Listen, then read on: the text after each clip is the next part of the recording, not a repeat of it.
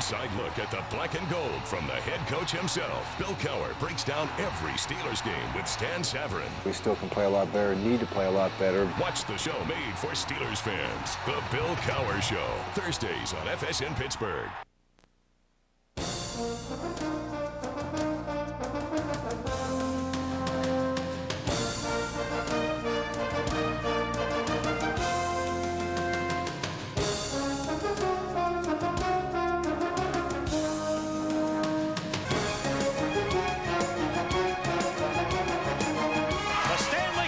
Come to the city of Pittsburgh. The 1991 Stanley Cup champions, the Pittsburgh Penguins.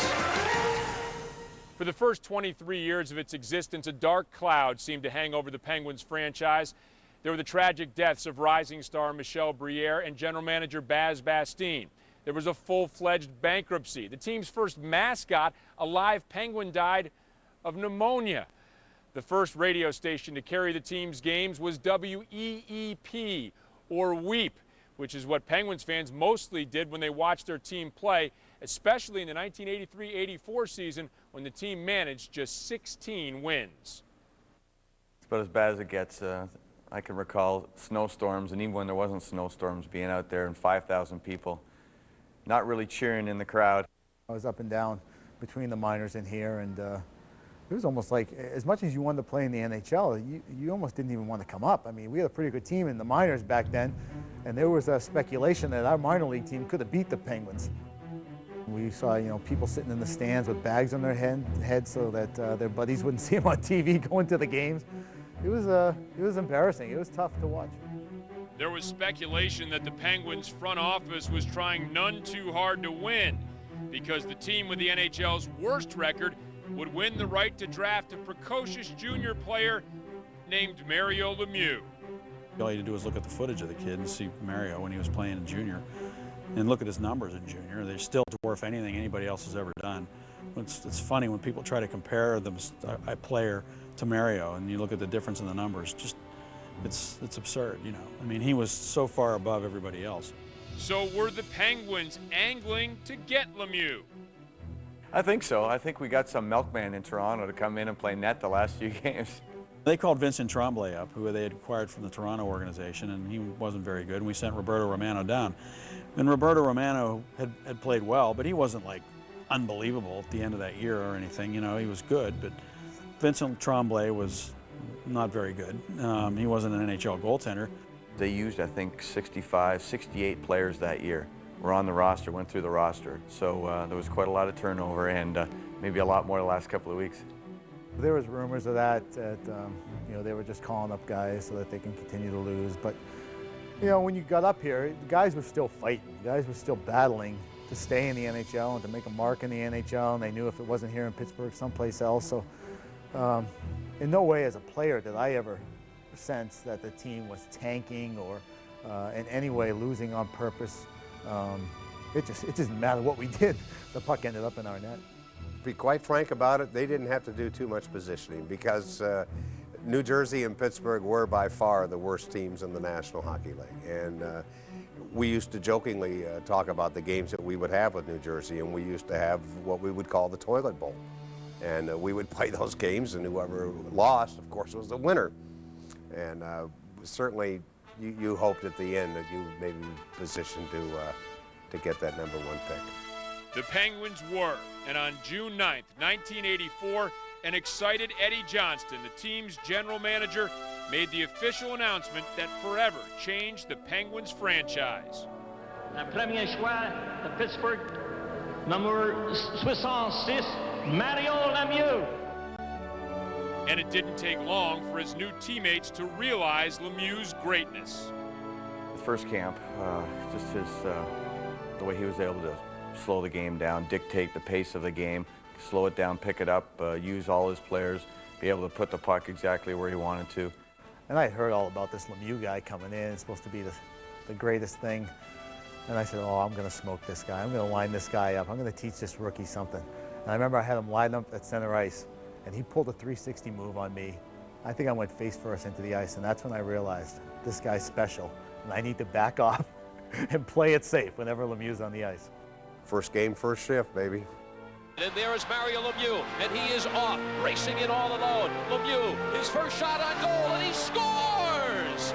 Mario Lemieux, living up quickly to all the advertisements. Lemieux immediately began to build an impressive resume. The Calder Trophy as the league's outstanding rookie in 1984 was followed by scoring titles in 88 and 89. In that 88 season, he won the first of his 3 Hart Memorial trophies as the league's MVP. But the losing continued, and some criticism of Mario began. True hockey fan, particularly in Canada, they weren't willing to accept Lemieux as being the best player in the game until he proved to them that he could win something. He was the best player on the team from the time he was 18. And at the time, Gretzky was just getting into his prime, so the comparisons were obvious and lopsided because Gretzky was on this great team and Mario was on this bad team, and it became Gretzky makes his teammates better and Mario doesn't. Well, as soon as Mario got some teammates, he made them better too.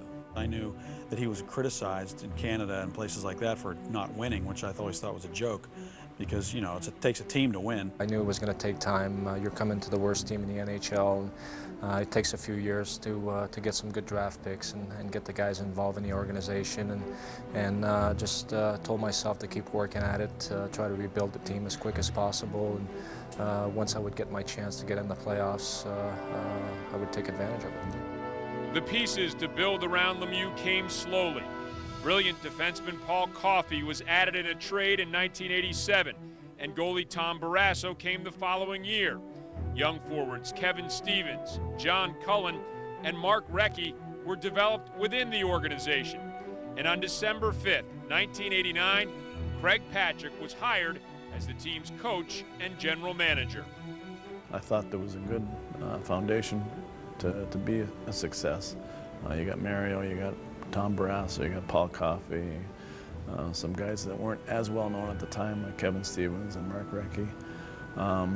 But certainly there was a good nucleus there to build from, I thought, and so it was a no-brainer for me for sure. Suddenly Craig Patrick came along. He had a world view of the game. We hadn't had that previously. We had a GM who didn't like European players in an era when you absolutely had to want to get as many good players as you could.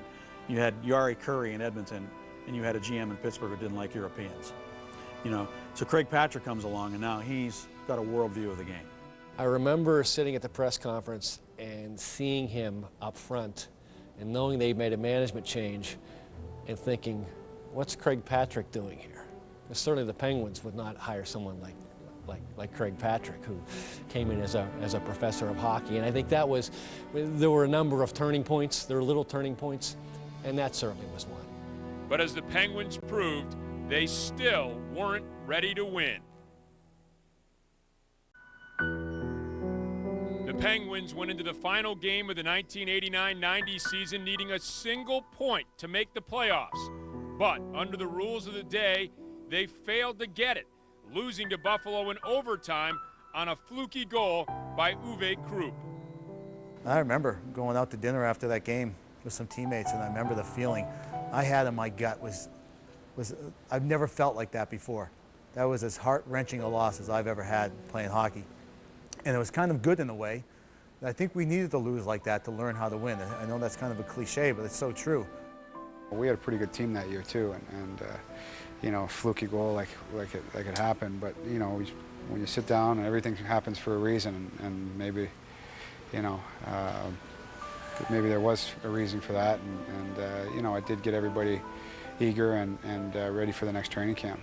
In the locker room after the game, I was approached by some media people, and they said, you know, see, this place is jinxed, and I kind of went off on a tirade a little bit, saying there's no way. Well, that's when I said we'll never miss the playoffs again. But Patrick knew he needed to make some moves, and one of them was to replace himself as the team's head coach.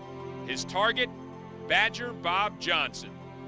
I called him from, we're playing in Minnesota in mid-February, and I called him from, there's a payphone right outside the dressing room there. And he was down in Colorado Springs working for USA Hockey, and I didn't think he would be available, but I knew he was the best guy for the job. And he said, I'd love to do it. I can't do it right now. I said, that's fine. We're going to go through the rest of this year. And he said, I'll be available June 1st. And on June 12th, Bob Johnson was officially named the Penguins' new head coach, and legendary coach Scotty Bowman joined the team as chief scout. I remember him standing up there that day and saying, this is the best management team in the National Hockey League. And you weren't sure at the moment if it was, but in fact it was. And that again started the whole uphill roller coaster ride of the 90s. But before the team got to camp, Patrick added some more pieces, grabbing Jaromir Jagr in the draft, and later that day, acquiring high-scoring winger Joey Mullen from Calgary. We were talking to Calgary about him, and when it came time for us to pick in the second round, they said, okay, we'll trade you Joey for that pick. And we said, great. I knew they had a good nucleus at that time. They just needed to, to build a little bit around it. So I was very excited when I heard about the trade. Patrick also signed four-time Stanley Cup winner Brian Trottier, who was nearing the end of his Hall of Fame career. The thing that impressed me most about Pittsburgh was the fact that they had Coffey, they had Mario, they had Tommy Barrasso, they had a team here that I thought, you know what, we can achieve maybe a little bit more here than people are ready to give us credit for. The new acquisitions and the returning cast gave Bob Johnson plenty of raw material to work with, and the Badger knew how to use it. I can remember going to Vail with Badger Bob Johnson and just the excitement and the upbeat tempo that he brought to our team, that it made it fun. It made it fun to play hockey, no matter what it was, no matter if we were in a freezing rink on the road at practice or what it was. Badger Bob found a way to make it fun. At first you really don't believe that he can be that positive. Anybody can be that positive for that length of time, and by the time Christmas comes around, when he hasn't changed, you're like, okay, this guy's for real. Warm up with your unit. Love one another. Bob was always positive. Even some of the games we lost 7-1. He'd come in after the end of the game, we're thinking, oh, boys are going to be mad tonight. He'd come in, boys, we got the best goal tonight. See you tomorrow at practice. And it'd be like, oh, God, he always saw like the glass half full. He put his arms around a player who would play maybe once every 3 or 4 games or whatever, and he would say, I'm going to need you. I'm going to need you somewhere. I'm going to need you. It's a great day for hockey, He used to say it every day when he came walking out of the tunnel, to go onto the ice. Move it around, get the feeling. He always had a second plan. If the first plan wasn't working, well, we're going to plan 2 here, And the Penguins would have to go to plan 2 immediately when they learned that Mario Lemieux would be shelved for a good part of the upcoming season. At the beginning of that season, Mario had the problem with his back. A really bad problem. He had been laid up, at home, couldn't move, career in jeopardy.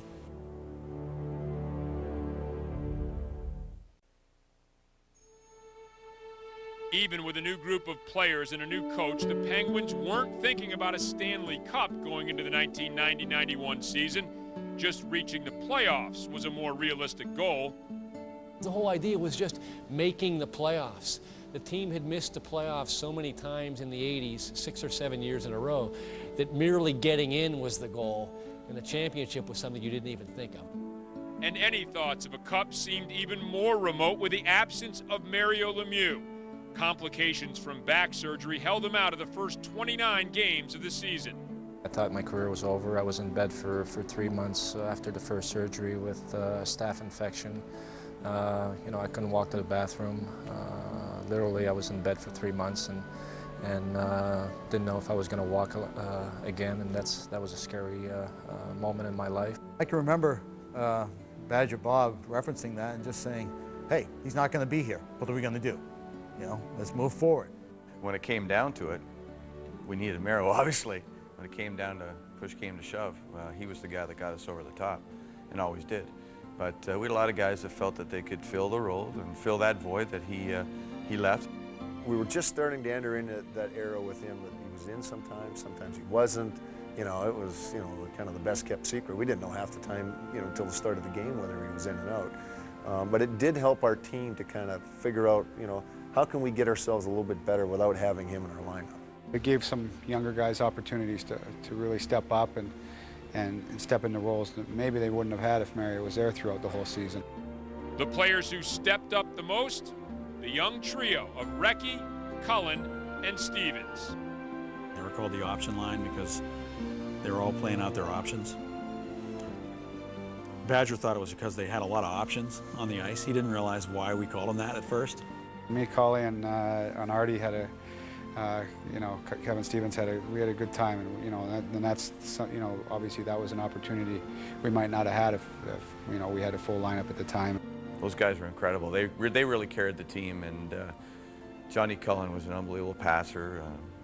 Kevin Stevens just complimented those guys, and they were all young, fairly young at that point. They had all played a little bit of minor league hockey, and we're all trying to prove something. That first game against Washington, we're all coming into option year, and I got 6 points. Cully had 5, and Rex had 4 or something the first game.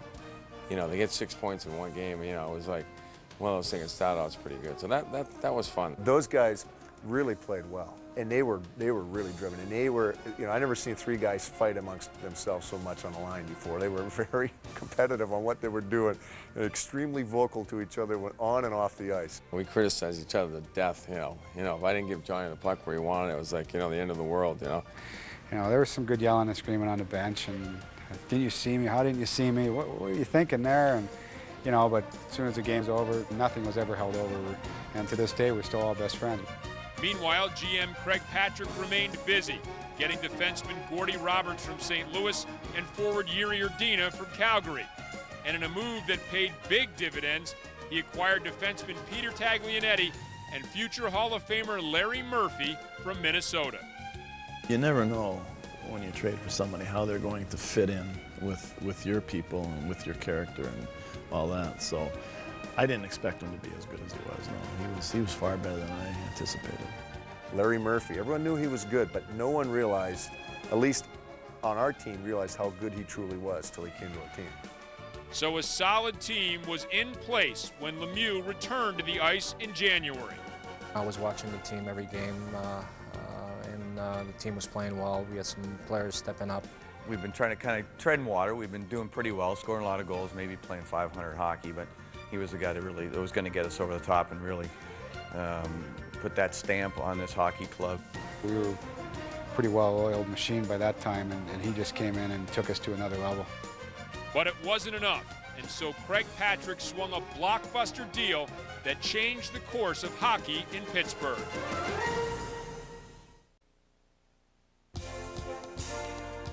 The Penguins looked like a solid team heading into the stretch run of the 1990-91 season, but they still needed stronger team defense. And on March 4th, Craig Patrick pulled off a stunning deal, sending John Cullen, Zarley Zalapski, and Jeff Parker to Hartford for Ron Francis, Ulf Samuelsson, and Grant Jennings. It started out, we were talking one player for one player, but nobody could ever get comfortable with it, so we kept throwing a player here, and then that put it off balance again, so then you do it again, and sooner or later you got 3 for 3, and everybody felt that was a pretty level playing field. At the time, not everyone thought the deal was a good one for the Pens. When we had our internal talks, we weren't all unanimously in favor of doing it. At the time, I tell you, there was a lot of heads that were shaking, and I know that Kevin Stevens was pretty vocal. I mean, Johnny Cullen was his best buddy, and to see him leave, he was hurt. I was losing my best friend, so it's kind of like, I didn't think it was a good trade because I knew we were going through a little losing streak there. We weren't playing well at the time. Things were going to happen, and when that happened, I was just kind of missing Johnny because it was kind of like, we hung out together, we did everything together. We ate lunch, breakfast, and dinner together. If you go back and you read the hockey news the week after that trade, they said that the Hartford Whalers got the better of the deal because Cullen and Zalapski had more upside than Samuelsson and Francis. So now it's easy to talk about being lopsided, but in the time frame, there were people who thought Hartford won that deal. You're just like, man, wow, what a deal. What a deal for us. I don't know how Craig swung that, but amazing deal. And we knew what type of player Ronnie was, and we knew what type of player Ulf was, and we just knew how well they were going to fit with our team. After you meet Ronnie and meet Alfie and Grant Jennings came here, of course, they're great guys. I had nothing against them coming here. It was a great trade. It reminded me of Calgary when I won the Cup. We made that trade for Doug Gilmour right at the trading deadline with St. Louis. And you knew a player like that, like a Ronnie Francis, a Doug Gilmour, they can put you over the hump and get you to where you want to be. Alfie came in immediately, and I nicknamed him Jack Lambert on skates in a game in Philly on TV, and that's what he reminded me of. He reminded me of a linebacker, you know, playing hockey. Nobody wanted to come down his side. And when they got around in front of the net, he did all the little tricks, pushing their helmets down over their faces, and you know, and poking their gloves with his stick, and you know, and just all those little nasty things you do around the net to keep people honest in front of the goal, something we didn't have before. And there was an instant transformation. And the trade helped spark the Penguins, who'd been in an 0-4-1 slide prior to the deal. The team went 9-1-2 after the trade and clinched the first division title in franchise history with a 7-4 win in Detroit. It was an important moment for us, for this franchise, to finally finish on top, and that was always our goal. You know, to finish first and to win championships, and really that was the first step towards the ultimate goal to win the Stanley Cup that year. Well, it was neat. I mean, it was a great feeling out there because we really were hot at the time, and we were really taking a big run at this, and that's when we really started to believe that we could, you know, we could do that in some things, and you know, it was at that time we knew we were one of the elite teams in the league, and teams were having a tough time playing against us, tough time stopping us. But in the first round of the playoffs, the New Jersey Devils did just that. Trailing 3-2, the Penguins entered Game 6 at Brendan Byrne Arena without goalie Tom Barrasso, who was a late scratch. I can remember a lot of guys were saying, it ain't over, guys. If we come out with our very best, we'll surprise them. And they'll think, oh, so-and-so isn't playing, or this guy's not playing, and they might let up a little bit. Backup Frank Pietrangelo started in his place. And we knew that Frankie, you know, he's one of the most fiercest competitors you'll ever see. You know, we would play cards on the plane, and I know how fierce competitor he was. And to have him in there was still reassuring for us. And Kevin Stevens wiped out an early 1-0 deficit with 2 first-period goals. Recchi now in front to Stevens. Wrist shot. He shoots and scores. Kevin Stevens pokes it home. And the Penguins have tied the game at 1. Now call Arnold Slick from Turtle Creek. Working back behind the net. Molly goes in for the Penguins. He forgot the puck though, and Recchi puts it in front of Stevens. He shoots and scores again. Kevin Stevens makes it 2-1 Pittsburgh. Oh, I'll be cow kick. Stevens is alive and well here in the first period at the Brendan Byrne Arena. You know, that's the night I remember I got a couple of goals early there, like Rex gave me a pass out front, and then I kind of tapped in, and I took a wrist shot from like pretty high. I don't score from that far out. You know, I remember this way it was just there. Touré kind of went over his shoulder, and it was we're up 2-0, and then they hung on forever. Part of that hanging on came later in the first period when Pietrangelo made what has simply become known as the save. Lane left point. Tisov shoots it, deflected right in. Pietrangelo save, rebound. Stastny stopped by Pietrangelo. I don't believe that save. Neither does Peter Stastny. He can't believe the save that Pietrangelo just made on him as Frankie sparkling on that maneuver there to stop and rob Peter Stastny. He should get 5 to 10 for that. I don't know what we thought when he made that save. Maybe disbelief, or maybe it was fate. But it was kind of a miracle, wasn't it? I think it was Stastny who shot the puck, and he was my man. So I didn't collapse, you know, I was playing in the box, and I didn't collapse down low enough to protect him in the slot. And you know, wide open net, and I was standing right behind him. I couldn't reach him with my stick, and Frankie just flashed the leather, and I saw that go in the glove. And if you watch the videotape, I go right up to Frankie and go, thanks, man, you just saved my butt. And he's like, no problem, Borky. You know, at the time, it was no big deal to him. He's just doing what he had to do, but you look back on it now, it's just a great moment. And the puck comes across, and he's just stabbing, and luckily for us, he stabbed in the right spot, got the puck, and then you have the save. I mean, my kids talk about it all the time. The save, you know, it's growing into kind of a cult thing. Had the Penguins lost Game 7, I'm not sure that the save would be a part of Pittsburgh sports history. It's only as you go on and you start winning and realizing that even when you win, how close you come to losing, that people look back at that save and say, my God, that's one of the great plays in Pittsburgh sports history, because without that save, this all doesn't happen. They had 2 goals that were disallowed that were supposedly kicked in. And neither one of them were. The replay showed clearly that they were, this came off. And those were goals that would have won New Jersey a game and probably won the series for them.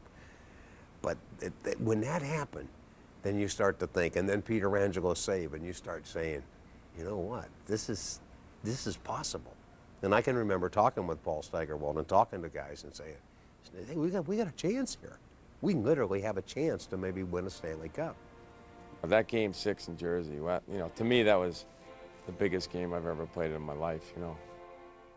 The Pens then won Game 7 4-0 to set up a second-round series against the Washington Capitals.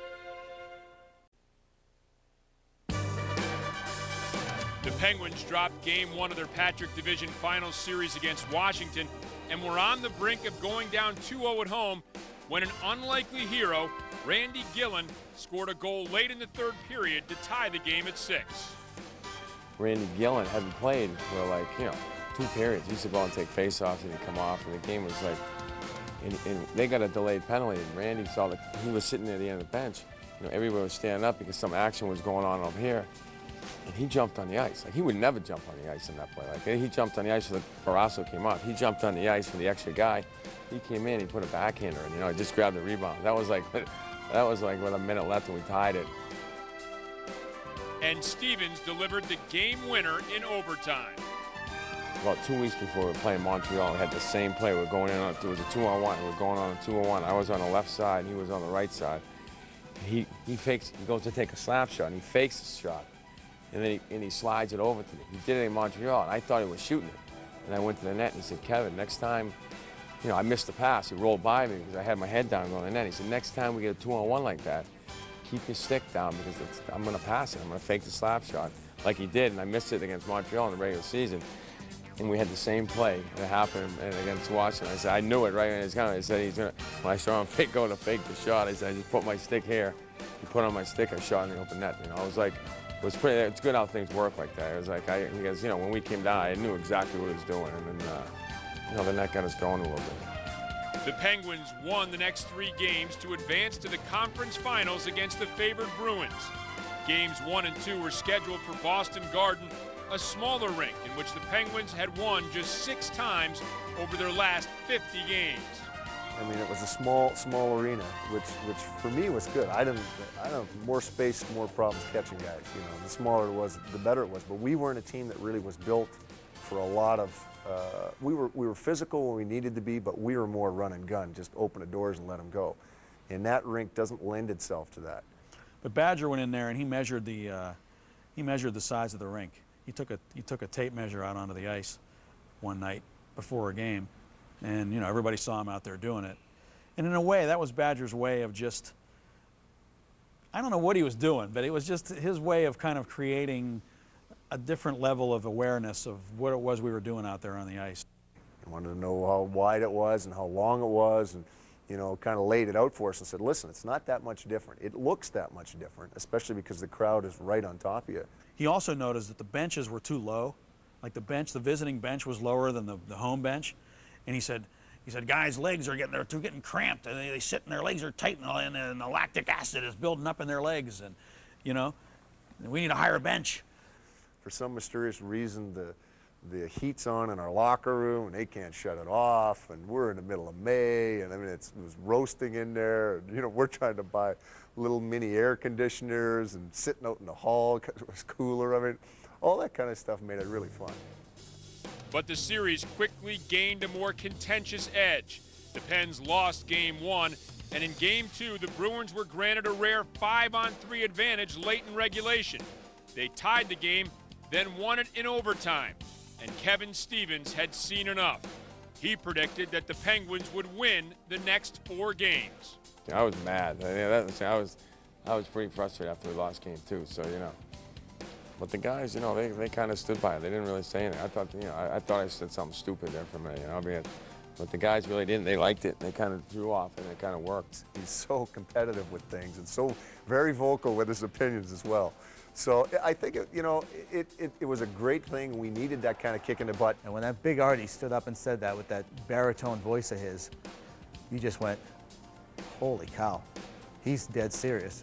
And he let us. I mean, he didn't just say it in the room and just have a average game, he went out and did it on the ice too. And we rode his back that series. It was just amazing what he did. After Game 3, it was the Bruins who were mad. An Ulf Samuelsson check knocked Boston's top offensive threat, Cam Neely, out of the series. Borderline dirty? Sure. Which one of Ulfie's hits was it? He'd just get a part of you. He'd come at you, but if he was going to miss you, he'd make sure he got part of you. You weren't going to beat him cleanly. And if you missed him totally, he was going to get you with a stick on the way by. So there was nothing good trying to go up against Ulfie. You were going to pay one way or the other. And Boston coach Mike Milbury took out his frustrations on Bob Johnson, calling the Penguins coach a professor of goonism. We've taken enough physical abuse, and I don't believe it's been warranted, the extent of it. I think we're going to have to respond to it, and I think we're going to have to play an extremely physical game. Obviously, at 3 o'clock yesterday afternoon, they declared war. It looked like they declared war on our team, but as a team, you have to be prepared to play any type of hockey if you're going to be successful. Whether it's a speed game, a physical game. So the professor of hockey as so often projects himself, is also subtly a professor of goonism. Yeah, isn't that funny? Milbury's. I played against him too, so I played against him. He's been a coach. I mean, that's just him trying to sound intelligent, I think. Well, all the times in sports where you pick a villain, you don't usually pick a guy like Badger Bob. To call him the professor of goonism was rather absurd, and Badger and the Penguins rose above it. But I tell you what, Badger, it was the one time I saw he would downplay it later, but he was fired up. And so were the Penguins. After being down 2-0, the Pens won 4 straight to beat the Bruins, win the conference, and advance to the first Stanley Cup Final Series in franchise history. Led by Mario Lemieux, the Penguins had emerged as the most explosive team in the NHL. Joe Mullen, Ron Francis, Mark Recchi, and Kevin Stevens were joined by defensemen Paul Coffey and Larry Murphy to give the Penguins an offense unmatched in the league. And so the Minnesota North Stars would try to do as others had done before them. They would try to muscle the Penguins and beat them into submission. They were really mauling us, and that was the game plan. It was Bob Gainey's game plan. And they wanted to come out and just really physically abuse us, and they did. They were probably the cheapest out of all of them, or the dirtiest, most physical. And they tried, but that it didn't bother us. We had enough guys where it didn't really phase the guys, and you just kept battling through it. But the North Stars were more than tough. They were talented too. Minnesota, they were just rolling. I think they had beaten Edmonton and Chicago coming in to play us, and a lot of their wins came on the power play, so we were well aware not to give them that many opportunities. Still, Minnesota was a team that had barely squeaked into the playoffs, and going into the finals, the Penguins were the pick of many to win their first Stanley Cup. The Penguins were the favorite, which was really bizarre because you had this team that for years and years and years couldn't make the playoffs, and now during its first run, you're the favorite, and that became the next challenge then. Because usually your first run, you're climbing uphill. Now people kind of expected, I think going in, a lot of people expected the Mario-led Penguins to win. We seemed to be pretty resilient where it didn't really matter whether we were favored or not favored. We just, at that point we were going to go about our business and do the right things, and we had an opportunity of a lifetime to win a cup. But the Penguins promptly lost Game 1 in Pittsburgh 5-4. In fact, the Penguins had dropped the first game in each of their 4 postseason series. I don't know what it was. I mean, it was like every game. I don't know. We never seemed to play our best, but then we seemed to get better every game after that when the series went on. So in Game 1, they just took it to us. It didn't matter. Power play, shorthanded. They were scoring from long range. It didn't matter. They came guns a-blazing. And once again, it woke us up. It's what we needed. Bob Airey's shorthanded goal staked the Pens to an early lead in Game 2, and they were up 2-1 in the second when Lemieux scored one of the signature goals of his career. Here's Lemieux trying to get the motor going. Recchi is decked again at center ice and knocked off his skate by Northside. Lemieux's in on goal and shot. Hey! shoots and scores. Mario Lemieux beats Casey like a rented mule again. And the Penguins. I had a lot of speed coming through the neutral zone and just went to the left, made a move on the outside, and came back on the inside, looked up, and Casey was coming out of his net and just went to the left and tapped it in. And that was a big goal at the time for us. Really gave us the opportunity to come back and win that game. The Pens won 4-1, and the series moved to Minnesota tied at a game apiece. They had a really, really hostile atmosphere in their building. They had their music cranked up as high as it can go, and it was a really loud building, and their fans were really wound up. The North Stars won Game 3 in Minnesota, and suddenly everyone in Minneapolis was thinking Cup, and that didn't escape the attention of the Penguins.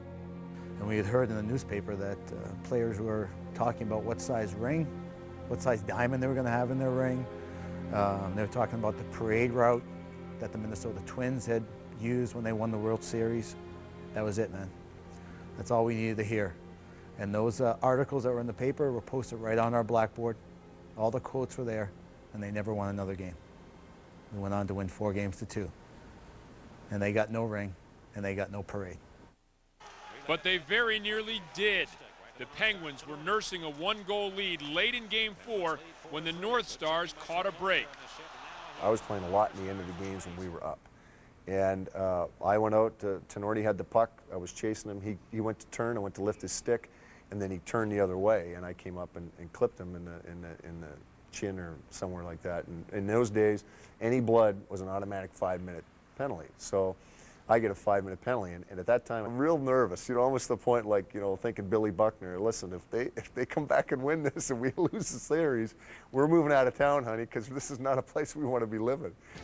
But the Penguins not only killed the penalty, they didn't even allow the North Stars as much as a single shot for the first 3 minutes and 50 seconds of their extended power play.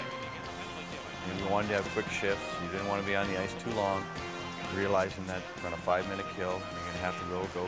That's the key there. And the adrenaline pumping and certainly the excitement. In the crowd there, you could feel it. Didn't matter what building you were in. And that was the key to the series. And, Tommy was so good at, they dumped the puck in. Tommy could stop the puck, and he could actually shoot it back out or around the boards. Having a goaltender that could play the puck the way Tommy could play it was very key in those power plays.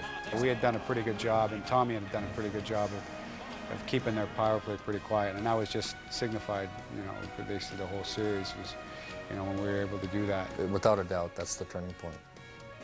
You just see that they went down a notch, we elevated a couple notches. You're down 2-1 on the road. You lose Game 4 in Minnie, you probably don't win the Stanley Cup, but you came to those moments that year, and this team didn't lose those games. And in Game 5, back in Pittsburgh, Troy Loney, who'd scored just 7 goals all year, was credited with a goal that put the Penguins up 2 goals in their 6-4 win. Don't think I ever touched that puck now that I look at that. That was the goal here where Murphy and I broke up ice. I just went to the net. Really, he had the puck. I knew he was going to shoot. He knew he was going to shoot. There was no point in me hanging around waiting for a pass, and I just took off to the net. The defenseman kind of took me to the net with him, and my theory was if the defense was anywhere around me by the net and anywhere near the crease, and he gives me a nudge, I'm going into everybody. So I went into the net. Murphy took the shot. It goes in. I'm in the net. I'm out of the net. Arms are up. And it was fun to score a goal like that. Fun to get credit for a goal like that. Let me put it that way. Up 3-2, the Penguins woke up in Minneapolis on May 25th with a chance to win the first Stanley Cup in franchise history. That morning in the locker room, I was sitting next to Joey Mullen, and we were a team that never got nervous very much. I rarely felt that team nervous or excited before games, but we were nervous and excited. And I said to Joe, I said, we are gonna play really well tonight. And we came out right from the drop of the puck, and Broughton gets that penalty early in the game, and away we go. The first goal was won by Ulf Samuelsson from the blue line, threw it at the net. Badger always said throw it at the net, it went in, kind of a flukish goal. But that team had a way of seizing those moments. And once that first goal went in, it was a blitzkrieg. Oh, no, Eddie Spaghetti. And ahead from Lemieux Gets the puck in stride against the man. Bellows cuts in on goal, makes a little move. Hey! Shoots and scores! He beat Casey like a reining mule. Taglianetti stops, looking, might as well shoot it. Goes to Mullen, shoots it. Stop made, rebound. Here comes to Mullen. He shoots and scores! And the Penguins lead 3-0. A great balls of fire. You know, we just came out flying. I mean, it was amazing, and Tommy was good right off the bat, and you know, I think they had a lot of doubts in their mind at that time, and when we went out and had the first period that we did, it was, you know, it was basically all over. Yager goes in, Sherlow's after him, but he worked away from the check. Now Yager from behind, put it in front, score! The Penguins score again! Bob Erie in front makes it 4-0. A man wide open is a breakaway for Ronnie Francis. Francis moves in towards the goaltender, shoots, he scores! Lee passes to Mullen behind the defense on a breakaway. Mullen makes his move. He shoots and scores! I don't know how we got to that point, you know, to beat them that bad. A 6-0 lead. You know, it just kept happening. Goals kept going in. Things kept going right. It was a 6-0 after 2 periods. We're in the dressing room, and half the team is like, yeah, you know, and the other team's like, you know, we haven't won anything yet. I mean, there's still a chance they could come back, and I guess there was still a chance, but, and I'm one of those guys. I'm always, you know, we got to be careful here, you know. But then you get on the ice and the time's ticking, and then we make it 7. He shoots and scores! Jimmy Back gets a goal in the Stanley Cup Finals. You could really tell in their eyes that they were trying, but it was, you know, you could really tell that it was, you know, it was over about halfway through. Well, that's pretty tough at that point. Lemieux in front, got Murphy there. Murphy with a backhander. He shoots and scores! Larry Murphy on a backhand shot. Clock goes so slow, you know, because you keep looking up at the clock. You know, time's ticking and ticking, but boy, when you want it to move faster, it always seems to go slower. It was just fun watching Badger. I mean, he coached right till the last second. It's still 8-0, and he's still coaching away. And we finally said about 2 minutes left, I finally turned to him and said, "You can relax, you won." He just kind of looked and no, he's still going to coach. And I looked over the Rex and I said, "Rex, we won the Stanley Cup." And that's when we started getting up and jumping up and down and started the celebration. When you're on the bench and guys are starting to hoop and holler a little bit, and, you know, it was, I'll never forget, we win the cup, guys take off over the board, you know. I just sat there for a second, kind of looking at Badger Bob, and then took off. The Stanley Cup has come to the city of Pittsburgh. The 1991 Stanley Cup champions, the Pittsburgh Penguins.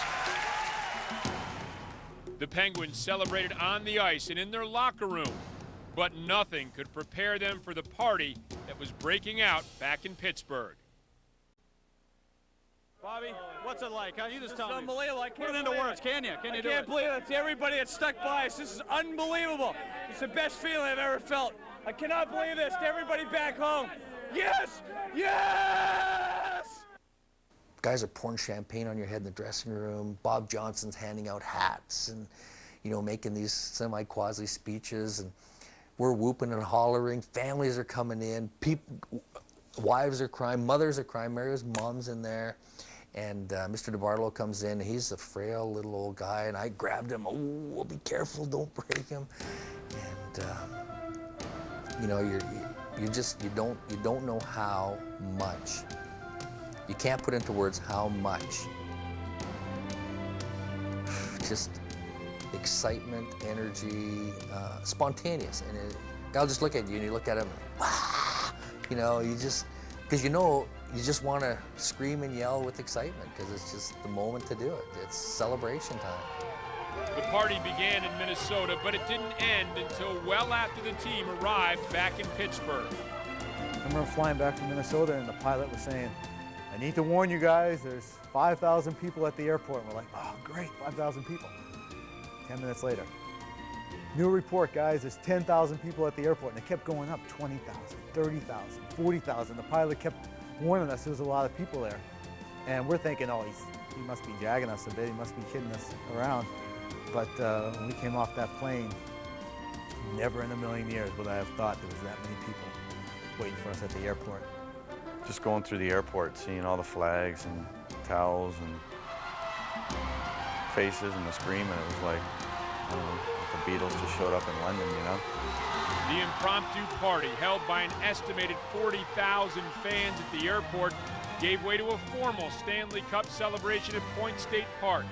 delivering the final message that this once sad sack franchise had found its way into the hearts of a grateful city. Every other night was a hockey night in Pittsburgh, and it was gigantic. And everybody built to that emotion, anybody that was around it. It was just such a special, it was like a Super Bowl every night, every other night. And just the feeling from the crowd, and even when they were on the road and things that happened.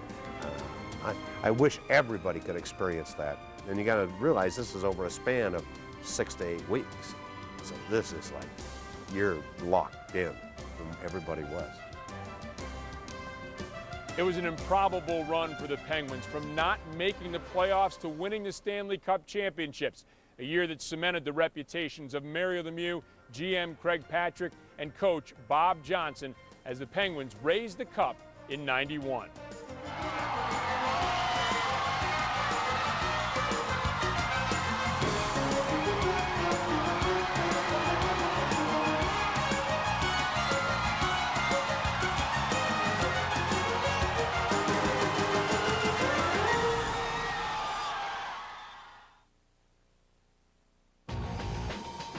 Coming up tonight at 10 on Pittsburgh Sports Tonight, we'll have a report from Jersey as the Pens prep for their season opener. Plus, Coach Coward talks about facing a dangerous Chargers team. All that and more tonight at 10 on Pittsburgh Sports Tonight.